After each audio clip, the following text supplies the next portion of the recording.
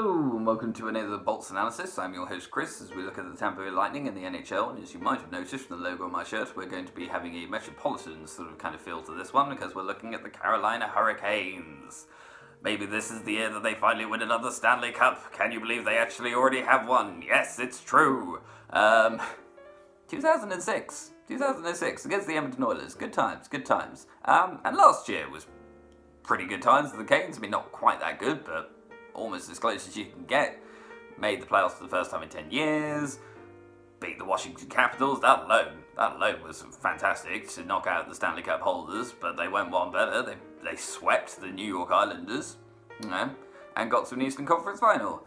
And then it went a bit wrong because they did get swept by the Boston Bruins. But hey, let's not focus on the negativity. Let's look at the positives, because last night was definitely a positive if you're a Hurricanes fan. They won 4-1 in Nashville against the Nashville Predators.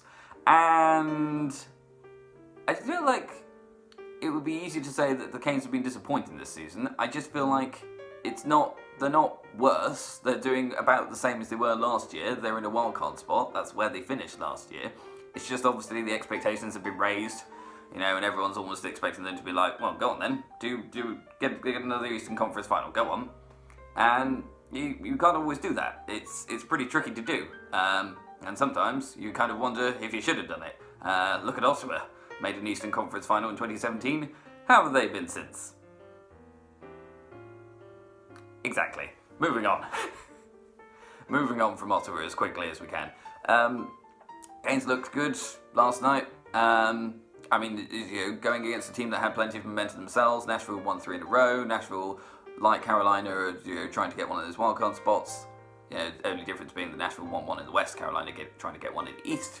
But Carolina wanted it so much more, so much quicker, so much more, just a lot more snap to their game. Aho's doing very well, on a 10-game point streak.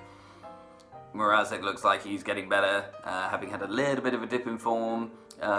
There's clearly been a lift from Justin Williams coming back, and it's not just that he's back, he's playing well. So, 4-1. I think the only negative from the Canes is that they didn't get a shutout, and they probably feel like it should have been a shutout. That goal from Nashville shouldn't have counted. But hey, ultimately, before last night, Carolina were not in a wildcard spot, and now they are. And I feel like they can kick on, because moving on to the rest of the Metropolitan Division, the Canes are kind of looking like they're trending upwards, as indeed are the Philadelphia Flyers, and there are two teams that are trending downwards and are in a bit of bother. Columbus have lost 6 in a row. Not all regulation losses, but still. They lost to Colorado. The Tampa Bay Lightning beat them in overtime, and they've lost to Buffalo in overtime. They've lost to the New York Rangers.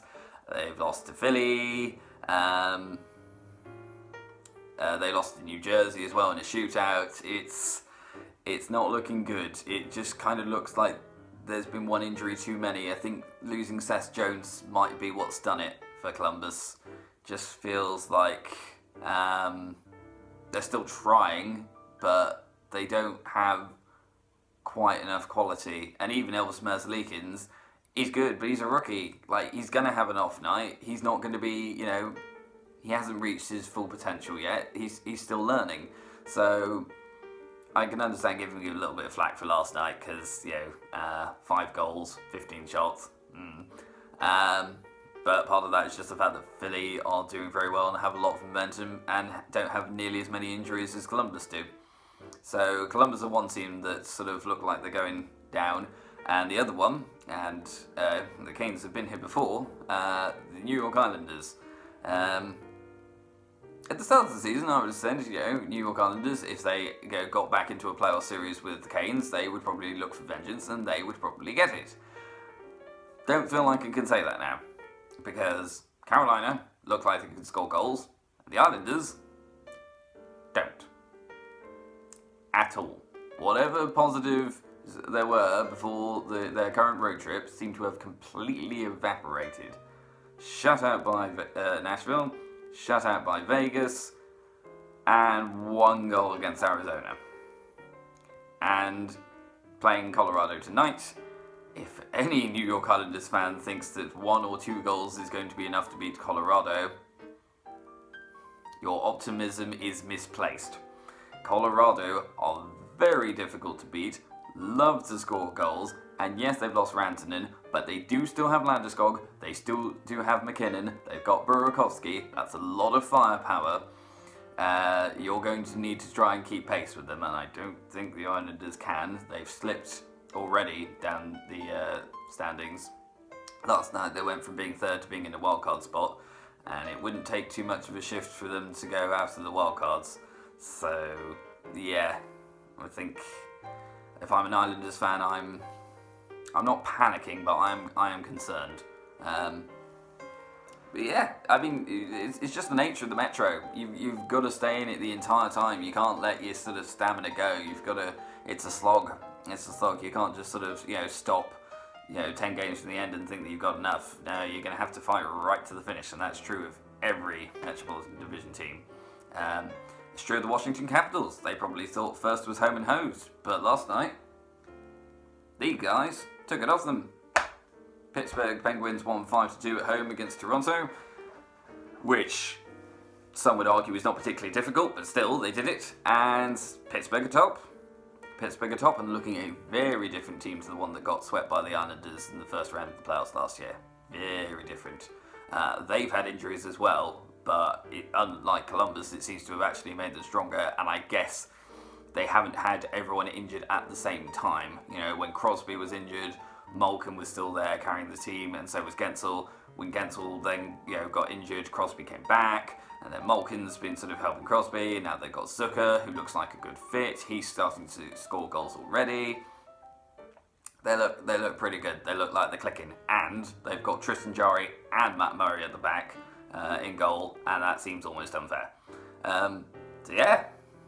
As a neutral, the Metro is great fun to watch.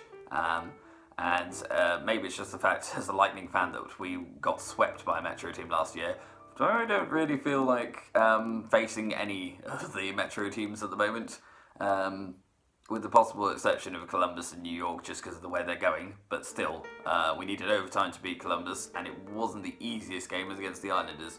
So, underrate the Metro division at your peril. But that is it. From me, this has been another Bolts Analysis. We're not playing tonight. We are playing tomorrow night against Vegas. So we'll see how that goes. Maybe try and keep that win streak going. But thank you very much for watching. And remember, Raleigh! Go watch Urinating Tree if you don't know who he is. He'll make you laugh. He's very good.